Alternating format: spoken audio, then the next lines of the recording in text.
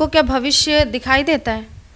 भविष्य दिखाई नहीं देता है, लेकिन आपको कैसे पता था वो पुल गिरने वाला है? अरे मुझे तो ये भी पता है कि सरकार गिरने वाला है। जिस गांव में सबसे ज़्यादा बाढ़ आता है वहाँ पे एक मल्टी सुपर स्पेशलिस्ट कैंसर अस्पताल हमें बनवाना है, और साथ ही साथ एक यूनिवर्सिटी बनवाना है। ये सपना है, ये सपना ना जाने कब पूरा होगा, 5 साल में होगा, 10 साल में होगा, 15 साल में होगा, 20 साल में होगा, लेकिन एक ना एक दिन पूरा होगा।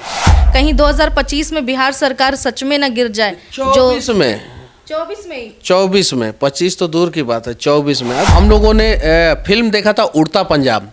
अब उड़ता पंजाब नहीं है, उड़ता बिहार हो गया है। शराब जब से बंद हुआ, ड्रग्स इतना ज़्यादा है बिहार में, इतना ज़्यादा, और ड्रग्स लेने के बाद जो है ना, इतने पागल हो जाते हैं। उन लोगों के पास पैसा नहीं रहता, वो लोग कुछ भी करते हैं। वो लोग 500 रुपये के लिए मर्डर करते हैं। ब्रांड बिहार मुहिम को जिसे आप लेकर चल रहे हैं, उसी बिहार में आर्मी जवान जो शहीद हो गए हैं चंदन कुमार, उनका तक इज्जत नहीं रखा जाता। साथ ही एक इज्जत रखा जाता है कैसे? बिहार सरकार की तरफ से कोई मदद नहीं मिली। एक कुछ पर्टिकुलर आप लोगों को बोल सकते हैं। अरे इतना सम्मान, लोग गए वहां पे, गुंजन सिंह गए, 1 लाख रुपया दिया। उसके पहले एक आर्मी का जवान गया, उसने 1 लाख रुपया दिया बिहार सरकार पर। मैं बता रहा हूं, एक आर्मी का जवान गया, जब घर देखा ना, उनकी घर की स्थिति मेरे घर से भी ज्यादा दयनीय है। जब देखा तो उसने 1 लाख रुपया दिया, आर्मी का जवान। गुंजन सिंह एक एक्टर है, भोजपुरी के सिंगर है, सब लोग जानते हैं। उन्होंने 1 लाख रुपया दिया। मेरा जब खाता जो है वो खुलेगा तो मैं 1 लाख रुपया दूंगा।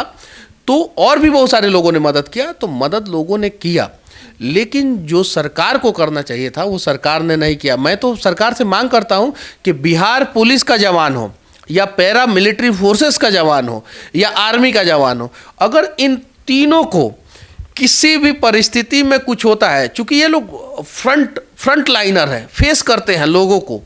जैसे पुलिस जो है वो स्टेट में फेस करता है, पैरा मिलिट्री फोर्सेस जो है वो नक्सल और बॉर्डर पे रहता है, और आर्मी जो है वो भी बॉर्डर पे रहता है। तो ये लोग फ्रंट लाइनर है, ये फ्रंट पे फेस करते हैं।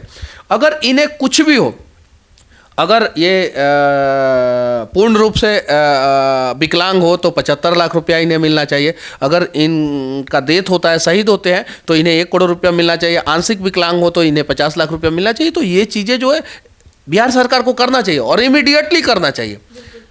बिहार सरकार जो है वो एक तरफ विशेष राज्य का दर्जा मांग कर रही है, लेकिन दूसरी तरफ मोतिहारी में 2 हफ्ते पहले की बात है, एक लड़की दरोगा का एग्जाम देने जा रही थी, और ट्रेन पर उसके साथ कुछ चोरों ने उसके मोबाइल को छीनने की कोशिश की, हाथ पैर कट गया, लेकिन इलाज। एक कहानी मैं बता रहा हूँ, हम लोगों ने फिल्म देखा था उड़ता पंजाब।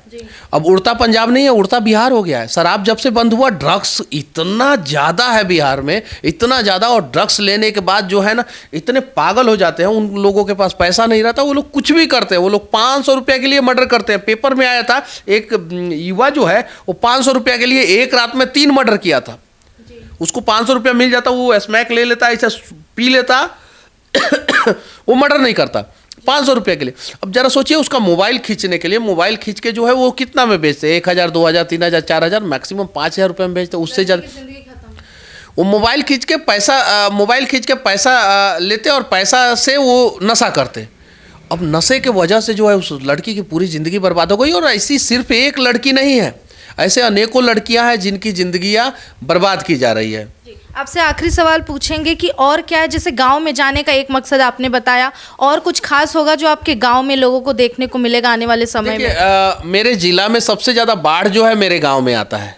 मेरे गांव से निकलने का एक रास्ता है, उसके लिए भी हम लोगों ने बहुत लड़ाई लड़ा है। उसका भी यूट्यूब पे वीडियो पड़ा हुआ है, जिसमें जो है बहुत सारे अधिकारियों ने बोला कि मनीष कश्यप वीडियो डिलीट कर दो, नहीं तो केस कर देंगे। हम बोले कि हमारे गाँव में रोड बनवा दो, हम वीडियो डिलीट कर देंगे। बहुत लड़ने के बाद जो है रोड हुआ, बना, हमारे गांव के लोग भी लड़े, बिजली आया।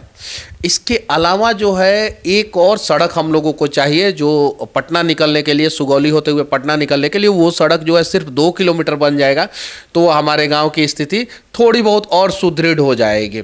साथ ही साथ मेरा एक सपना है कि जिस गांव में मेरे गांव में सबसे ज़्यादा बाढ़ आता है, जिस गांव में तिरवाह मेरा क्षेत्र है, पूरा तिरवाह क्षेत्र में बाढ़ आता है, जिस गांव में सबसे ज़्यादा बाढ़ आता है, वहाँ पे एक मल्टी सुपर स्पेशलिस्ट कैंसर अस्पताल हमें बनवाना है और साथ ही साथ एक यूनिवर्सिटी बनवाना है। ये सपना है, ये सपना ना जाने कब पूरा होगा, 5 साल में होगा, 10 साल में होगा, 15 साल में होगा, 20 साल में होगा, लेकिन एक ना एक दिन पूरा होगा।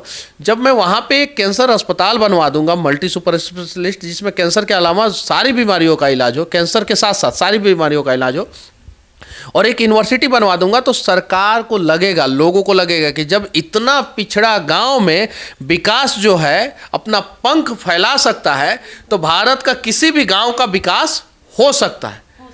तो ये सपना है मेरा और मैं उस गांव में पैदा हुआ हूं, तो मेरा भी कुछ फर्ज बनता है। तो एक मल्टी सुपर स्पेशलिस्ट कैंसर अस्पताल का निर्माण जो है हम लोग करवाने का प्रयास करेंगे और एक यूनिवर्सिटी बनवाने का प्रयास करेंगे। एक आखिरी सवाल, आपको क्या भविष्य दिखाई देता है?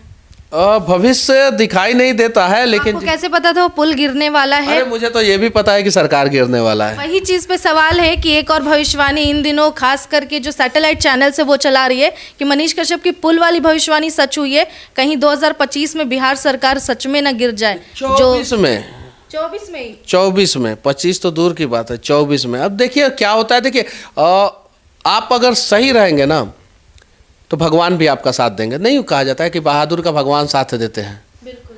तो बस हम लोग सही बने रहेंगे और ऊपर वाले, हम लोग आस्तिक लोग हैं, भगवान पे भरोसा है, प्रभु श्री राम पे, श्री कृष्ण पे, माँ दुर्गा पे, भगवान शिव पे, ब्रह्मा जी पे, जो बोला जाता है ना ब्रह्मा जी का लकीर, तो ब्रह्मा जी पे, सब पे भरोसा है।